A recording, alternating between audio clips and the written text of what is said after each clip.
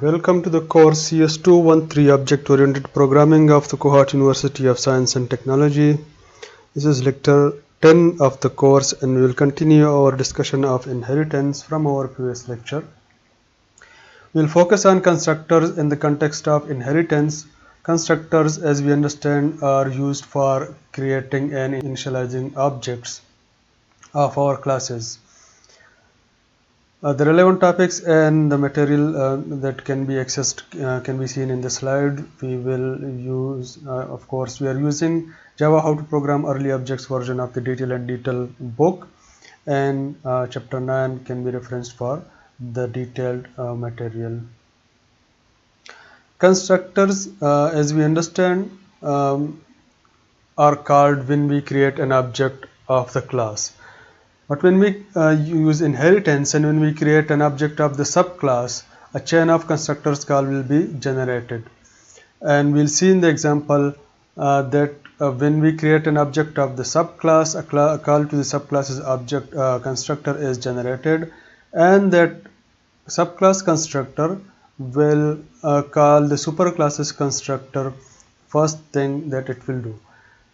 So each subclass constructor must always call the superclass constructor explicitly or implicitly. An explicit call is when we do not have a constructor in the subclass, or we have a zero parameter constructor in the superclass. In that case, an implicit call is generated to the superclass's constructor.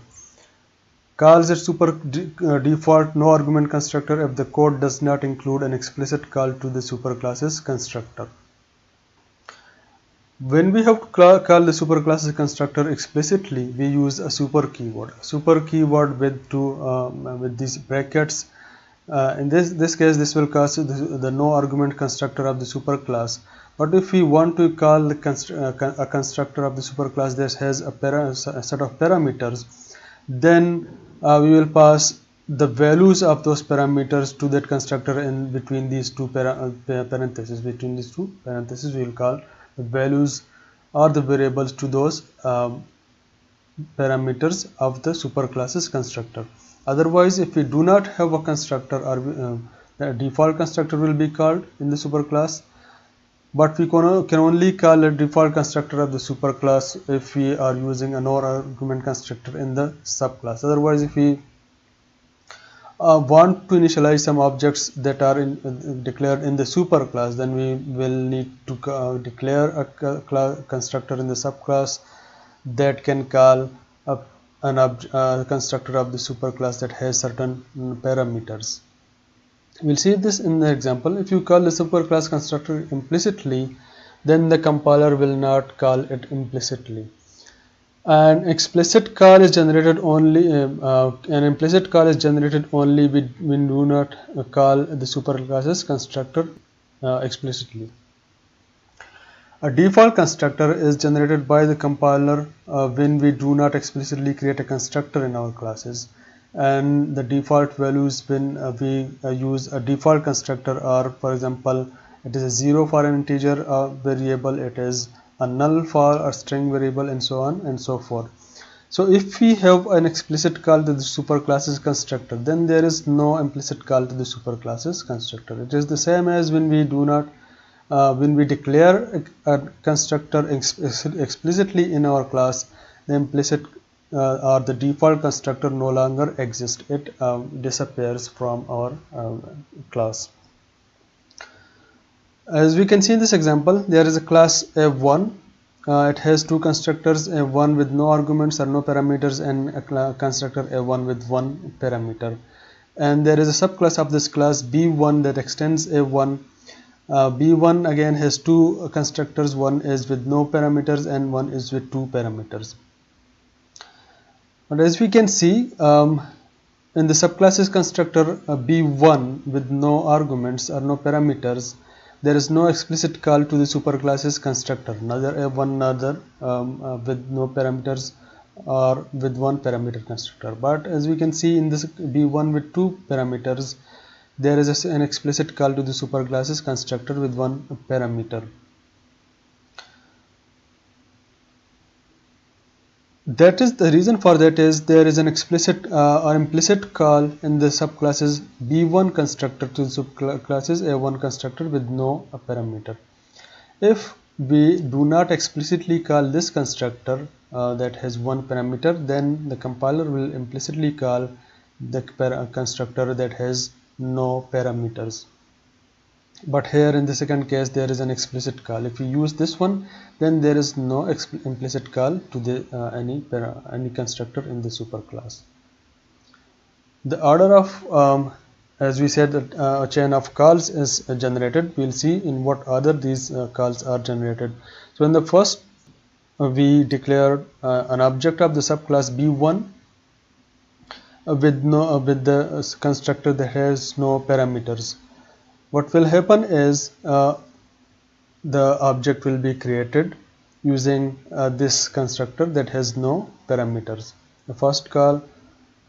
Now the second call that is generated is a call to the superclasses constructor from the subclasses constructor B1 with no parameters.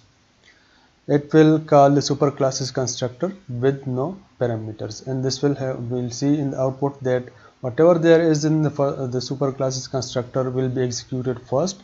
For example, these statements will be executed first, followed by the statements in the subclasses. As we can see, 1, 2 and 3, and then for the subclasses statement will be executed, and we'll see in the output that first classes the superclasses constructor is called first, and the print statement executed of the superclasses constructor is executed, followed by this print statement in the subclasses constructor, the print statement in the subclasses constructor.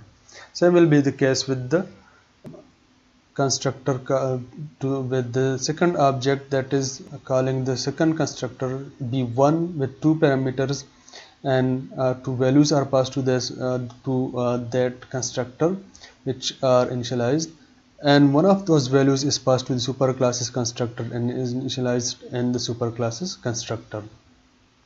But as we can see from this output, this line is executed first because the first thing that is being done in the subclasses constructor is a call to the superclasses constructor, followed by the statement within the subclasses constructor.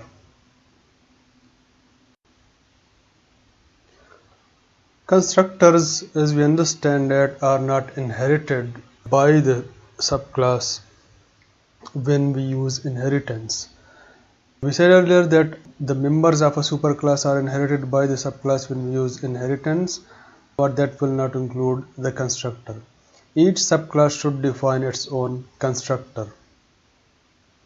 If there is no constructor in the subclass or in any class, we understand that a zero parameter default constructor is declared by Java, and that uses default initialization for any data fields, and we have discussed that in detail, that a zero is the default value of integer variables.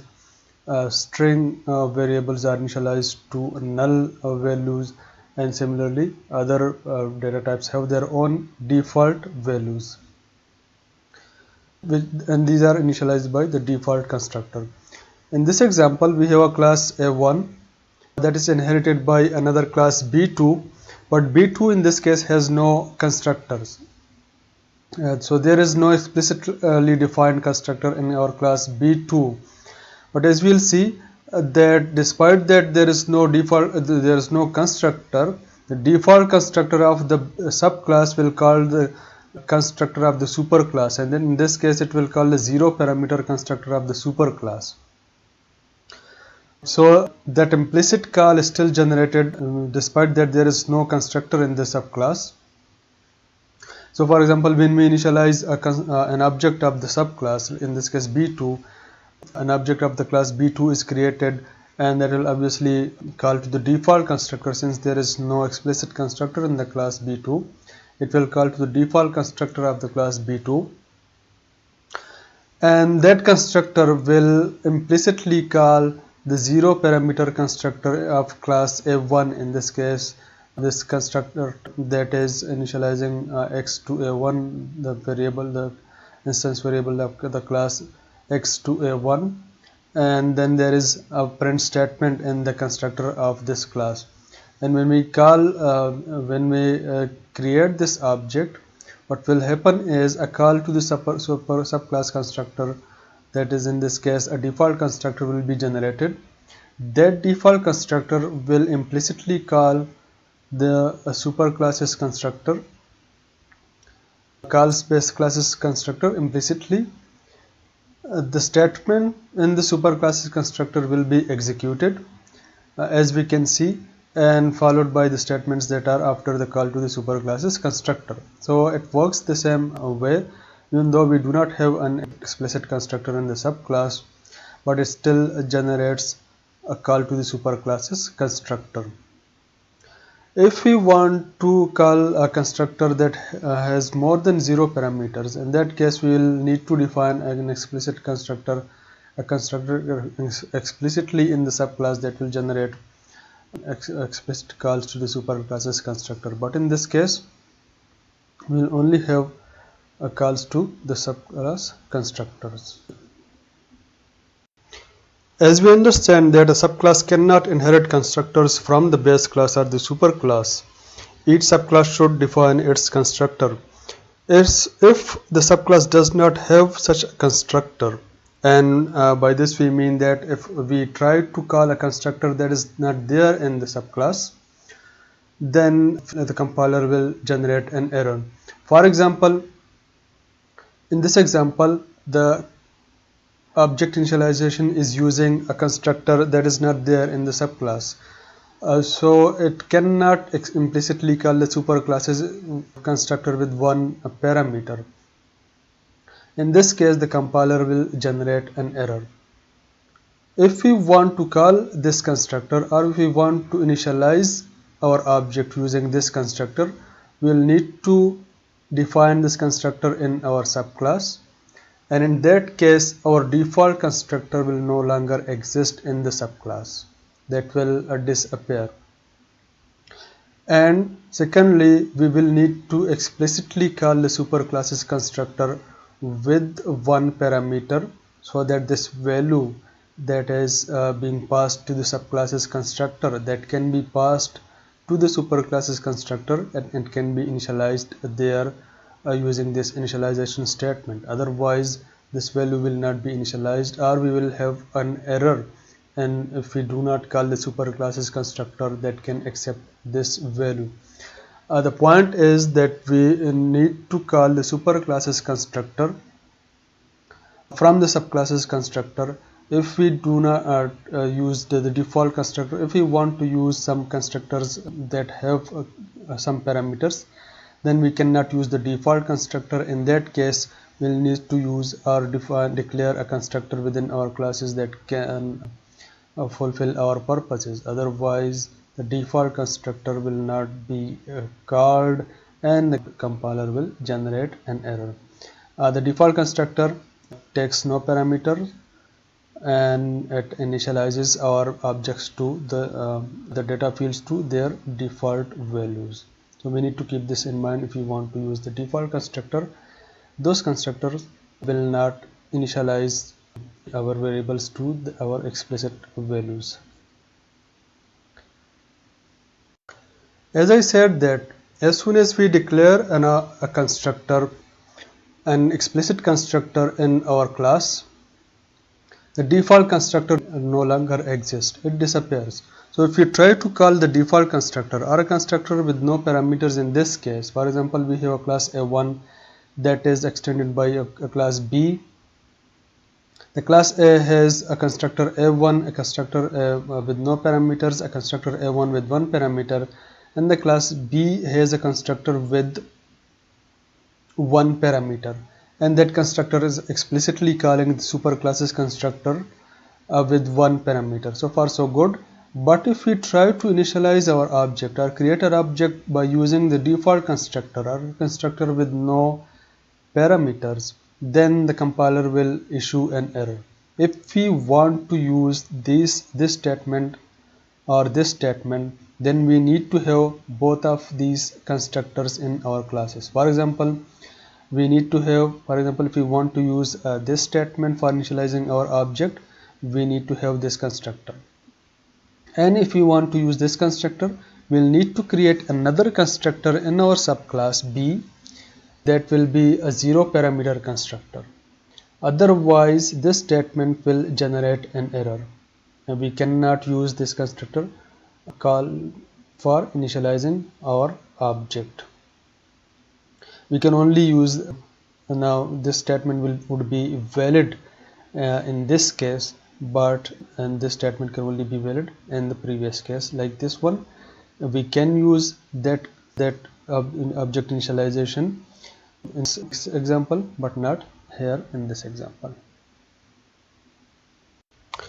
One thing that we need to keep in mind is that the call to the superclasses constructor should be the first thing that we do in the subclasses constructor.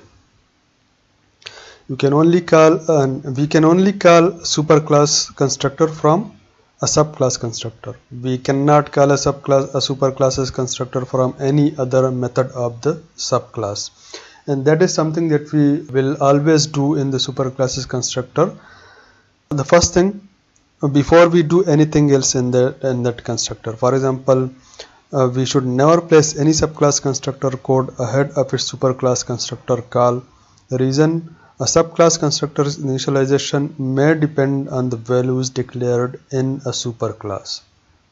So for example, if we want to use some of the values that we are passing to the superclass for initialization purposes, those values would not have been initialized if we do not call the superclasses constructor and pass those values to the superclasses constructor before we use those values in our subclass or in any other method of the subclass. So we need to keep this in mind, that the call to the superclasses constructor should be the first thing that we do in the subclasses constructor. For example, we have a class A1, again the same details. The class has a constructor with no parameters and a constructor with one parameter. Another class B3 extends the class A1, and what the class B3 does is it calls the superclasses constructor. It has one constructor B3 that takes one parameter. So in this case, we cannot implicitly call the superclasses constructor A1. We will always use the subclasses constructor B3 that takes one value when we are initializing an object for the class B3. As we can see in this example, we are creating an object for the class B3, and that initialization is taking one argument. This argument will be passed to the subclasses constructor B3 with one parameter. And if we want to initialize this value using the superclasses constructor, we will be calling the superclasses constructor with one parameter. And that is what it does. The first thing that it will do is generate a call to the superclasses constructor using the super and passing a value, that is in this case x. This x, the value that is 100 in this case, will be passed to the superclasses constructor, and it will be stored in this x, and this x is then passed on to the superclasses constructor. And as we can see that it calls the superclasses constructor A1 with one parameter. Whatever the statements there are, that those statements will be executed first. In this case, this value that x has will be assigned to class's instance variable x, and then the print statement is executed. That just prints a value.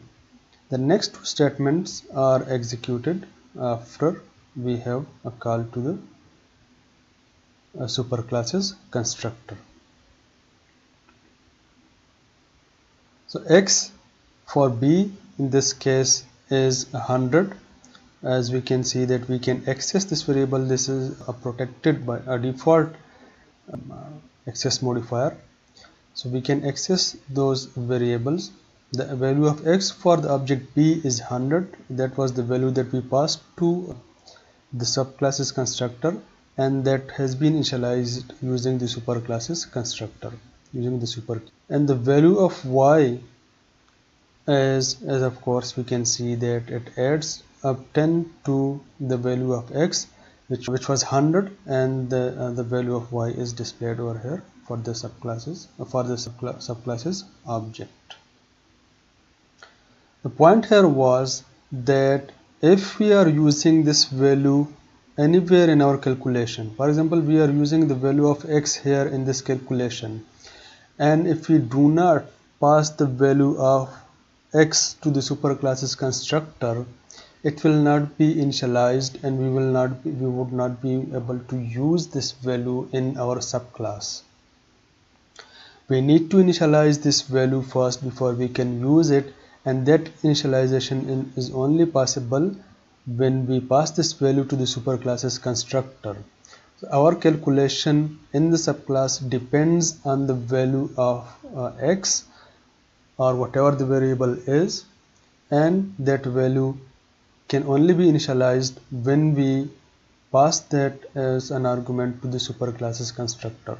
That is why we need to remember that the first thing that we'll do in our subclasses constructor is to generate a call to the superclasses constructor, and if there are any values that are dependent on the superclass, those values need to be passed to those constructor, which initializes our values so that we can use those values in any calculation in our subclass.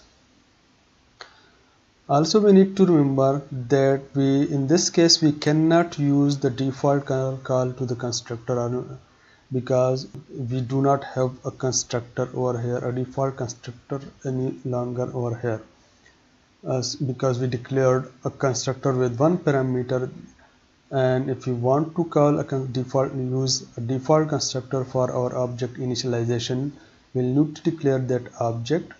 And when we call that object using by declaring an object for the class b3, that will call then this class implicitly, and the value of x will be initialized through an implicit call. We can add a no argument constructor to this example for b3, for the class b3, and then we can declare an object for the class b3 using that constructor, and we'll see that in that case the value of x will be initialized to 1, because there will be an implicit call to the constructor with no parameters of the superclass. But in this case, this super keyword can be used to pass away values from the subclasses constructor to the superclasses constructor if those values are being initialized in the superclass. So this was our discussion of constructors in the context of inheritance. We'll continue our discussion of inheritance in the next videos, and we will we'll look at an example of how we can use these constructors. We'll discuss those in detail in that example.